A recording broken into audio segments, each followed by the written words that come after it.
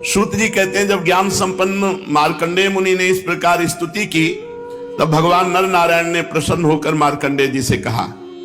भगवान नारायण ने कहा, सम्मान्य ब्रह्मर्षि शिरोमणि, तुम चित्त की एकाग्रता, तपस्या, स्वाध्याय, संयम और मेरी अनन्य भक्ति से सिद्ध हो गए हो। तुम्हारे इस आजीवन ब्रह्मचर्य व्रत की निष्ठा देखकर हम तुम पर बहुत ही प्रसन्न हुए हैं। तुम्हारा कल्याण हो। मैं समस्त वर देने वालों का स्वामी हूं, इसलिए तुम अपना अभीष्ट वर मुझसे मांग लो। मार्कंडेय मुनि ने कहा, देव देवेश, शरणागत भयहारी अच्युत, आपकी जय हो, जय हो। हमारे लिए बस इतना ही वर पर्याप्त है कि आपने कृपा करके अपने मनोहर स्वरूप का दर्शन कराया। ब्रह्मा शंकर आदि देवगण योग साधना के द्वारा एकाग्र हुए मन से ही आपके परम सुंदर श्री चरण कमलों का दर्शन प्राप्त करके कृतार्थ हो गए हैं। आज उन्हीं आपने मेरे नेत्रों के सामने प्रकट होकर मुझे धन्य बनाया है। पवित्र कीर्ति महानुभावों के शिरोमणि कमल नयन, फिर भी आपकी आज्ञा हुई कि मैं वरदान मांगूं, तो मैं वरदान मांगता हूं। मैं आपकी वह माया देखना चाहता हूं जिससे मोहित होकर सभी लोक और लोकपाल अद्वितीय वस्तु ब्रह्म में अनेकों प्रकार के भेद विभेद देखने लगते हैं। ये वरदान मांगा मार्कंडेय जी ने, मुझे आप अपनी माया दिखाओ। सूत जी कहते, शौनक जी, जब इस प्रकार मार्कंडेय मुनि ने भगवान नर नारायण की इच्छा अनुसार स्तुति पूजा कर ली एवं वरदान मांग लिया, तब भगवान मुस्कुराए। मुस्कुराना ही माया है, और कहा, ठीक है, ऐसा ही होगा। इसके बाद भगवान नर नारायण अपने आश्रम बद्रीवन को चले गए। मार्कंडेय मुनि अपने आश्रम में रहकर इस बात का चिंतन करते कि भगवान कहते थे माया दिखाएंगे, ये कब माया दिखाएंगे? वे अग्नि, सूर्य, चंद्रमा, जल, पृथ्वी, वायु, आकाश एवं अंतःकरण में तो क्या, सर्वत्र भगवान का ही दर्शन करते हुए मानसिक वस्तुओं से भगवान का पूजन करते रहते। कभी कभी मार्कंडेय जी के हृदय में प्रेम की ऐसी बाढ़ आ जाती कि वे उसके प्रवाह में डूबने उतराने लगते, और उन्हें इस बात की भी याद न रहती कि कब कहां किस प्रकार भगवान की पूजा करनी चाहिए।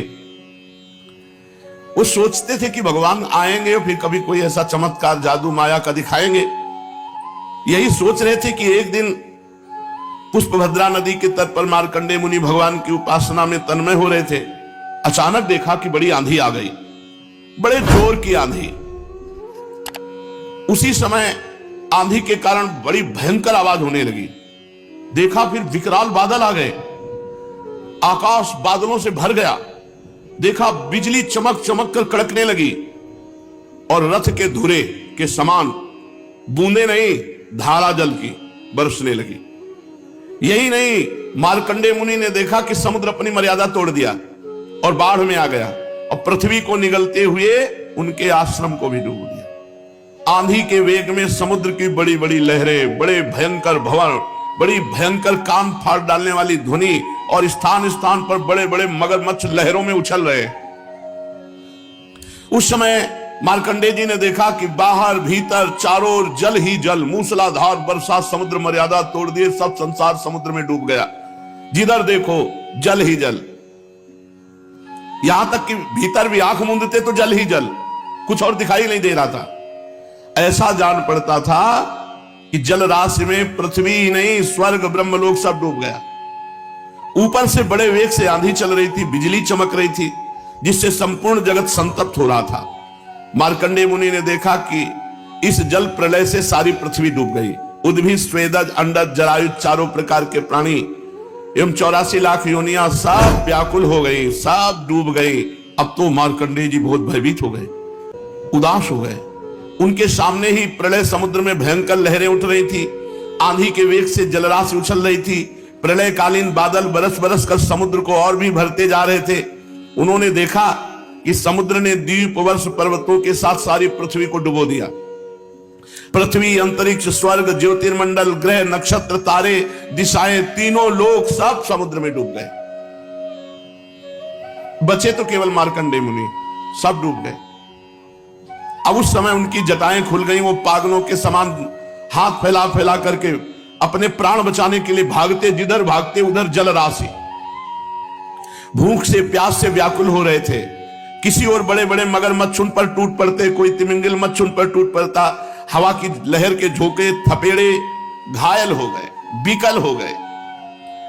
इधर उधर तरंगों से भटकते भटकते बेहोश हो गए, इतने थक गए कि कुछ ज्ञान न रहा, ना पृथ्वी का ना आकाश में, बस जल में ऐसे कभी बड़ी भारी भंवर में पड़ जाते, कभी तरल तरंगों की चोट से चंचल हो उठते, कभी जल जंतु आपस में एक दूसरे पर आक्रमण करते और ये अचानक उनका शिकार भी बन जाते। कहीं शोकग्रस्त हो जाते, कहीं मोहग्रस्त हो जाते, कभी दुख ही दुख के निमित्त आते, कभी थोड़ा सुख मिल जाता, कभी भयभीत हो जाते, कभी मर जाते, कभी जी जाते, कभी रोग होते। ये सब देख रहे हैं। मार्कंडेय मुनि नारायण भगवान की माया से मोहित हो रहे थे। प्रलय काल के समुद्र में भटकते भटकते उन्हें सैकड़ों हजारों ही नहीं लाखों करोड़ों वर्ष बीत गए। शौनक जी, मार्कंडेय मुनि इसी प्रकार प्रलय जल में बहुत समय भटकते रहे। एक बार उन्होंने पृथ्वी के एक टीले पर एक छोटा सा बरगद का पेड़ देखा और उस बरगद के पेड़ में हरे हरे पत्ते और लाल लाल फल शोभायमान हो रहे थे। बरगद के पेड़ में ईशान कोण पर एक डाल थी और उसमें एक पत्तों का दोना सा बना और उस पत्ते के दोने में बड़ा सुंदर नन्हा सा शिशु लेटा है। उसके शरीर से ऐसी उज्जवल छटा छिटक रही थी जिससे आप आसपास का अंधेरा दूर हो रहा था। करारविंदे न मुखारविंदम पदारविंदे विनिवेशयंतम बटस्य पत्रस्य पुटे शयानम बालम मुकुंदम मनुष्य स्मरामि। वो शिशु बरकत मणि के समान सांवला सांवला था। मुख कमल पर सारा सौंदर्य फूट पड़ता था। गर्दन शंख के समान उतार चढ़ा वाली थी। छाती चौड़ी, तोते की चोंच के समान सुंदर नासिका, भौहें बड़ी मनोहर थी। काली काली घुंघराली अलकें कपोलों पर लटक रही थी। श्वास लगने से कभी कभी हिल भी रही थी। शंख के समान घुमावदार कानों में अनार के लाल लाल फूल शोभा दे रहे थे। मूंगे के समान लाल लाल होंठों की कांति से उनकी सुधामयी श्वेत मुस्कान कुछ लाल लीमा मिश्रित हो गई थी। नेत्रों के कोने कमल के भीतरी भाग के समान तनिक लाल लाल थे। मुस्कान और चितवन बरबस हृदय को पकड़ लेती थी। बड़ी गंभीर नाभि थी। छोटी सी तोन पीतल के पत्ते के समान जान पड़ती थी। श्वास लेने के समय उस पर पड़ी हुई बलें तथा नाभि भी हिल जाया करती थी। नन्हे नन्हे हाथों में बड़ी सुंदर सुंदर अंगुलियां थी। वो शिशु अपने दोनों कर कमलों से एक चरण कमल के मुख में, एक चरण कमल को अंगूठा मुख में डालकर चूस रहे थे। पैर का अंगूठा, दाहिने पैर को पकड़कर उसका अंगूठा चूस। मार्कंडेय मुनि ये दृश्य देखकर थोड़ा आनंद आया। हजारों करोड़ों वर्ष हो गए समुद्र में डूबते मरते उतराते जीते।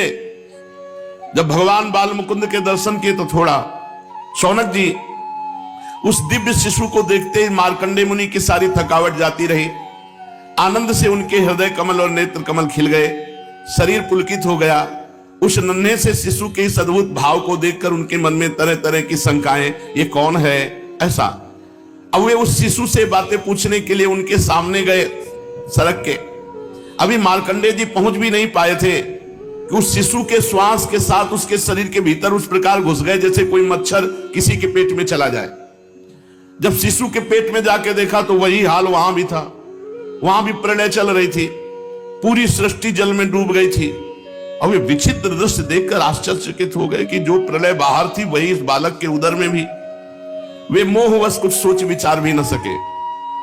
उन्होंने उस शिशु के उदर में आकाश, अंतरिक्ष, ज्योतिर्मंडल, पर्वत, समुद्र, द्वीप, वर्ष, दिशाएं, देवता, दैत्य, वन, देश, नदियां, नगर, खाने, किसानों के गांव, हीरों की बस्तियां, आश्रम, वर्ण, उनके आचार व्यवहार, पंच महाभूत, भूतों से बने हुए प्राणियों के शरीर तथा पदार्थ, अनेक युग और कल्पों के भेद से युक्त काल आदि सब कुछ भगवान बाल मुकुंद के पेट में देखा। केवल इतना ही नहीं, जिन देशों, वस्तुओं और कालों के द्वारा जगत का व्यवहार संपन्न होता है सब कुछ वहां विद्यमान था। कहां तक कहें, संपूर्ण विश्व न होने पर भी वहां सत्य के समान प्रतीत हो रहा था। अब मार्कंडेय जी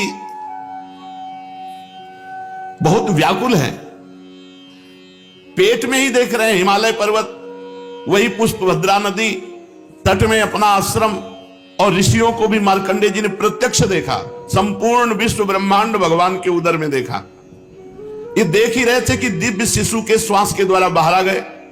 बाहर आते फिर वही प्रलयकालीन समुद्र की थपेड़े।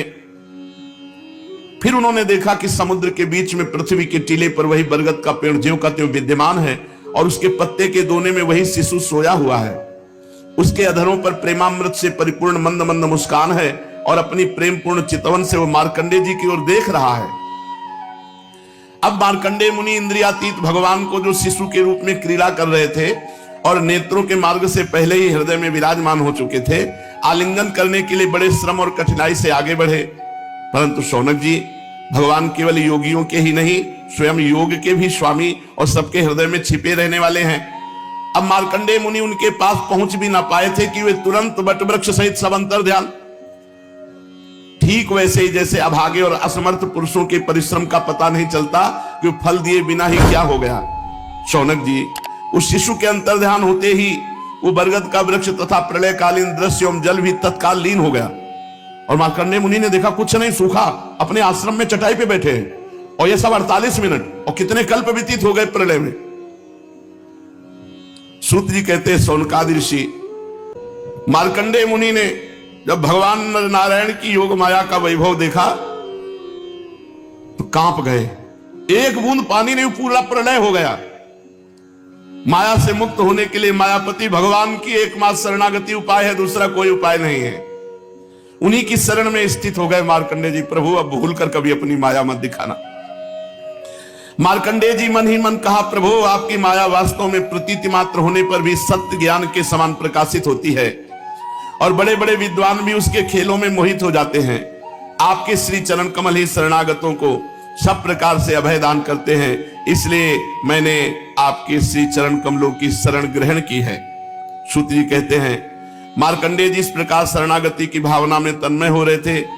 उसी समय भगवान शंकर और भगवती पार्वती जी साथ में नंदी पर सवार होकर आकाश मार्ग से विचरण करते हुए उधर आ निकले और मार्कंडेय जी को उसी अवस्था में देखा। भगवान शंकर के साथ बहुत से गण भी थे। जब भगवती पार्वती मार्कंडेय मुनि की ध्यान की अवस्था में देखा तब उनका हृदय वात्सल्य स्नेह से उमड़ आया। उन्होंने शंकर जी से कहा, भगवान तनिक इस ब्राह्मण की ओर तो देखिए। जैसे तूफान शांत हो जाने पर समुद्र की लहरें और मछलियां शांत हो जाती हैं और समुद्र धीर गंभीर हो जाता है, वैसे इस ब्राह्मण का शरीर इंद्रिय अंतःकरण शांत हो रहा है। समस्त सिद्धियों के दाता आप ही हैं, इसलिए कृपा करके इस ब्राह्मण की तपस्या का प्रत्यक्ष फल दीजिए। भगवान शंकर ने कहा, देवी ये ब्रह्म ऋषि लोक अथवा परलोक की कोई भी वस्तु नहीं चाहते, और तो क्या इनके मन में कभी मोक्ष की भी आकांक्षा नहीं होती। इसका कारण यह है कि घट घट वासी अविनाशी भगवान के चरण कमलों में इन्हें परम भक्ति प्राप्त हो चुकी है। प्रिय, यद्यपि इन्हें हमारी कोई आवश्यकता नहीं है, फिर भी मैं इनके साथ बातचीत करूंगा, क्योंकि ये महात्मा पुरुष हैं और जीव मात्र के लिए सबसे बड़ा लाभ की बात है कि हमसे बातचीत हो जाए, संत समागम प्राप्त हो जाए। इसलिए मैं इनसे बातचीत करूंगा, यद्यपि इनकी आकांक्षा नहीं है फिर भी। श्री सूत जी कहते, शौनक जी भगवान शंकर समस्त विद्याओं के प्रवर्तक और सारे प्राणियों के हृदय में विराजमान अंतर्यामी प्रभु हैं। जगत के जितने भी संत हैं उनके एकमात्र आश्रय और आदर्श भी वही हैं। भगवती पार्वती से इस प्रकार कहकर भगवान शंकर मार्कंडेय मुनि के पास गए। उस समय मार्कंडेय मुनि की समस्त मनोवृत्तियां भगवत भाव में तन्मय थी। उन्हें अपने शरीर और जगत का बिल्कुल पता न था, इसलिए उस समय वे यह भी न जान सके कि मेरे सामने सारे विश्व के आत्मा स्वयं भगवान गौरी शंकर पधारे हुए हैं। शौनक जी, सर्वशक्तिमान भगवान कैलाशपति से बात छिपी न रही कि मार्कंडेय मुनि इस समय किस अवस्था में है। इसलिए जैसे वायु अवकाश के स्थान में अनायास ही प्रवेश कर जाती है, वैसे ही वे अपनी योग माया से मार्कंडेय मुनि के हृदय में प्रवेश कर गए। मार्कंडेय मुनि ने देखा कि उनके हृदय में भगवान शंकर पधारे। शंकर जी के सिर पर बिजली के समान चमकीली पीली पीली जटाएं शोभायमान हो रही थी। 3 नेत्र हैं, 10 भुजाएं, लंबा तगड़ा शरीर, उदयकालीन सूर्य के समान तेजस्वी हैं। शरीर पर बाघंबर धारण किए हुए हैं, हाथों में शूल, खटवांग, ढाल, रुद्राक्ष माला, डमरू, खप्पर, तलवार और धनुष लिए हैं। मार्कंडेय मुनि अपने हृदय में अकस्मात भगवान शंकर का रूप देखकर विस्मित हो गए कि मैंने तो चाहा नहीं, ये क्या है, कहां से आए। इस प्रकार वृत्तियों का उदय होने जाने से समाधि खोल दी। जब उन्होंने समाधि खोली तो जो रूप अंदर देखा वही सामने खड़े हैं। भगवान शंकर श्री पार्वती जी एवं अपने गणों के साथ सामने विराजमान हैं। तत्काल वो खड़े हो गए और खड़े होकर चरणों में साष्टांग प्रणाम किया। तदनंतर मार्कंडेय मुनि ने स्वागत, आसन, पाद्य, अर्घ, गंध, पुष्पमाला, धूप और दीप आदि उपचारों से भगवान शंकर, भगवती पार्वती और उनके गणों की पूजा की। इसके पश्चात मार्कंडेय मुनि ने उनसे कहने लगे कि सर्वव्यापक और सर्वशक्तिमान प्रभु, आप अपनी आत्मानुभूति और महिमा से पूर्ण काम है। आपकी शांति और सुख से ही सारे जगत में शांति सुख का विस्तार हो रहा है। ऐसी अवस्था में मैं आपकी क्या सेवा करूं? मैं आपके त्रिगुणातीत सदाशिव स्वरूप को और शत्रुगुण से युक्त शांत स्वरूप को नमस्कार करता हूं। मैं आपके रजोगुण युक्त सर्व प्रवर्तक स्वरूप और तमोगुण युक्त अघोर स्वरूप को भी नमस्कार करता हूं। सूत जी कहते हैं, शौनक जी, जब मार्कंडेय मुनि ने संतों के परमाश्रय देवाधिदेव भगवान शंकर की इस प्रकार स्तुति की, तब वे उन पर अत्यंत संतुष्ट हुए, बड़े प्रसन्न चित्त से हंसते हुए कहने लगे। भगवान शंकर ने कहा, मार्कंडेय जी, ब्रह्मा, विष्णु तथा मैं, हम तीनों ही वरदाताओं के स्वामी हैं। हम लोगों का दर्शन कभी व्यर्थ नहीं जाता। हम लोगों से ही मरणशील मनुष्य भी अमृतत्व की प्राप्ति कर लेता है। इसलिए तुम्हारी जो इच्छा हो वही वर मुझसे मांग लो। ब्राह्मण स्वभाव से ही परोपकारी, शांत चित्त एवं अनासक्त होते हैं। वे किसी के साथ वैर भाव नहीं रखते और समदर्शी होने पर भी प्राणियों का कष्ट देखकर उसके निवारण के लिए पूरे हृदय से जुट जाते हैं। उनकी सबसे बड़ी विशेषता तो ये होती है कि वे हमारे अनन्य प्रेमी एवं भक्त होते हैं। सारे लोक और लोकपाल ऐसे ब्राह्मणों की वंदना, पूजा और उपासना किया करते हैं। केवल वे ही क्यों, मैं, शिव, भगवान ब्रह्मा और साक्षात ईश्वर विष्णु भी उनकी सेवा में संलग्न रहते हैं। ऐसे शांत महापुरुष मुझ में, विष्णु भगवान में, ब्रह्मा में, अपने में और सब जीवों में अणुमात्र भी भेद नहीं देखते। ऐसे शांत महापुरुष मुझ में, विष्णु भगवान में, ब्रह्मा में, अपने में, सब जीवों में अणुमात्र भी भेद नहीं देखते। सदा सर्वदा सर्वत्र सर्वथा एक रस आत्मा का ही दर्शन करते हैं। इसलिए हम तुम्हारे जैसे महात्माओं की स्तुति और सेवा करते हैं। भगवान शिव ने मार्कंडेय जी से कहा, तुम्हारे जैसे महात्माओं की स्तुति और सेवा करते हैं। भगवान शिव ने कहा, मार्कंडेय जी, केवल जल में तीर्थ ही तीर्थ नहीं होते तथा केवल जड़ मूर्तियां ही देवता नहीं होती। सबसे बड़े तीर्थ और देवता तुम्हारे जैसे संत हैं, क्योंकि वे तीर्थ और देवता बहुत दिनों में पवित्र करते हैं, परंतु संत जन दर्शन मात्र से ही पवित्र कर देते हैं। हम लोग तो संतों को ही नमस्कार करते हैं, क्योंकि वे चित्त की एकाग्रता, तपस्या, स्वाध्याय, धारणा, ध्यान और समाधि के द्वारा हमारे वेद में शरीर को धारण करते हैं। मार्कंडेय जी, बड़े बड़े महापापी और अंत्यज भी तुम्हारे जैसे संत महापुरुषों के चरित्र श्रवण और दर्शन से ही शुद्ध हो जाते हैं। फिर वे तुम लोगों के संभाषण और सहवास आदि से शुद्ध हो जाए, इसमें तो कहना ही क्या है।